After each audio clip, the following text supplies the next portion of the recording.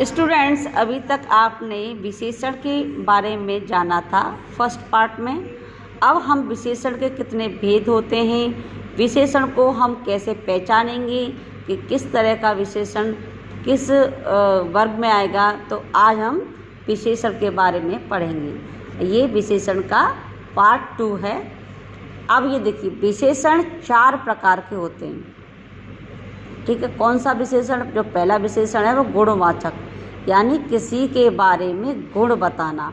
और गुण कैसे हो सकते हैं? कोई अच्छे भी हो सकते हैं और गुण बुरे भी हो सकते हैं। जैसे वे शब्द जो संज्ञा सर्वनाम के गुण, दोष, आकार, रंग, रूप और अवस्था के बारे में बताते हैं। ठीक है, इसे गुणवाचक विशेषण कहते हैं। उदाहरण के लिए है, राखी ने सुंदर फ्रॉक पहने हुए।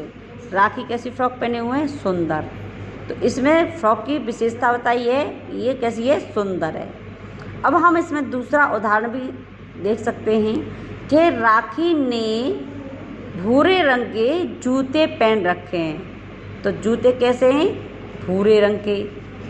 फिर तीसरा उदाहरण दे सकते हैं कि राखी ने गुलाबी रंग के मोजे पहन रखे हैं। तो कैसे? राखी ने कैसे पहन रखे मोजे? गुलाबी रंग के। तो इस तरह से इसके क्या आगे इसकी गुण और दोष बताएं कि इस तरह से रंग कैसा है और उसके रंग कैसा है, उसके गुण कैसे हैं, ये बारे में बताया। फिर चौथा लिख दें, राखी बहुत खुश लग रही है। तो राखी कैसी लग रही है? खुश लग रही है। तो खुश भी एक हमारा क्या है?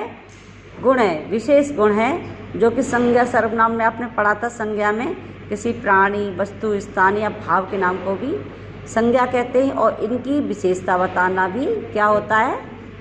विशेषण होता है। जैसे राखी क्या हो गया आपका? संज्ञा हो गया, यानी कोई व्यक्ति, वस्तु है, या इसकी विशेषता बता रहे हैं हम लोग कि बहुत ये सुंदर है या खुश हो रही है। तो ये इसकी क्या हो गई? हमने क्वालिटी यानी विशेषता बता दी गई है। ठीक है, अब हम आते हैं, जैसे इसमें कुछ और उदाहरण दे रखे हैं। जैसे गुणवाचक विशेषण, बुरा, लाल, नीला, मोटा, पतला, अच्छा, बुरा, ये तो बहुत सारे जो आपको आते ही हैं। अब है दूसरा परिमाणवाचक। परिमाणवाचक का मीन्स होता है नाप तोल करना किसी चीज़ का। तो परिणाम का अर्थ मात्रा या नाप तोल से होता है, या सर्वनाम शब्द का नाप तोल का बोध करते हैं, उसे हम परिमाणवाचक विशेषण कहते हैं। जैसे इस चित्र में दे रखा है, 4 लीटर दूध दे दो। इसमें कैसा, कितने नाप का दूध मांगा है? 4 लीटर, यानी आपको एक माप है इसमें को एक्यूरेट।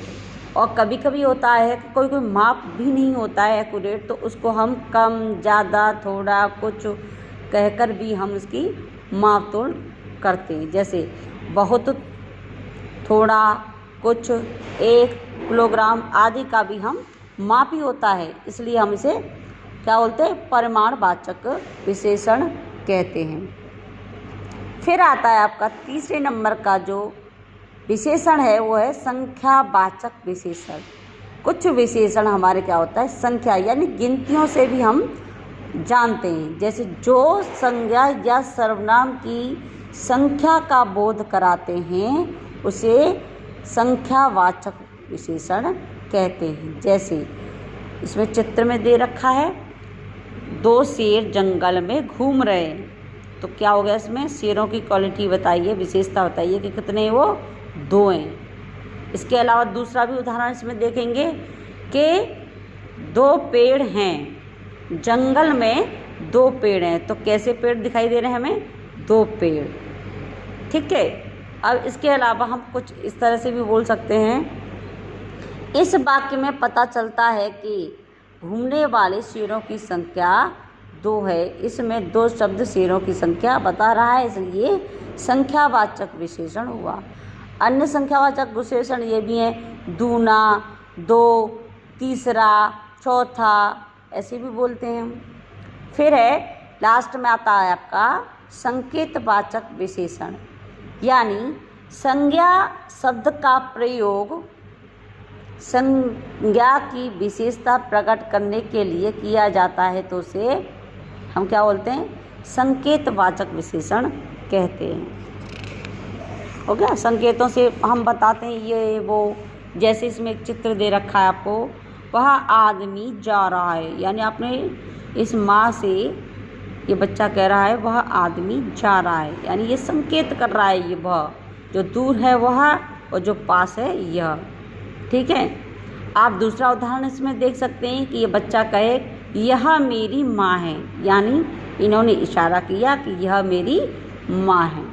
ठीक है। अब आप बुक से पढ़ते हैं, देखिए जैसे वह आदमी जा रहा है, इस वाक्य में एक माँ छोटा माँ बेटा आदमी की ओर संकेत करके कह रहे हैं।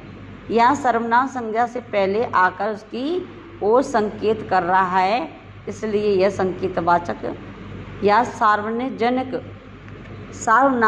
विशेषण है। सार्वनामिक यानी सभी नामों में इसमें निहित हो।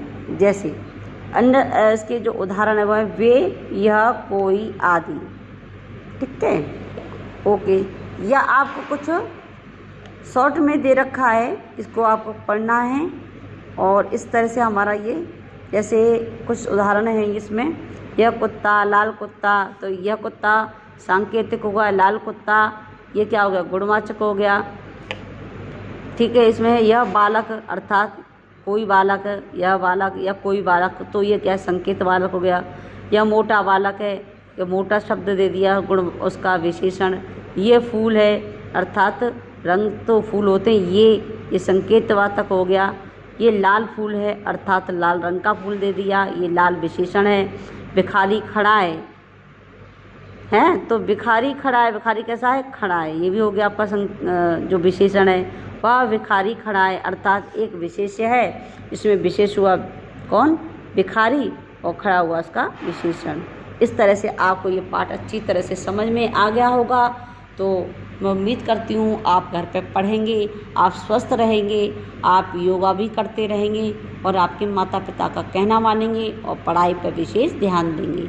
इसी तरह से हमारा विशेषण का जो पाठ है वो समाप्त होता है। धन्यवाद।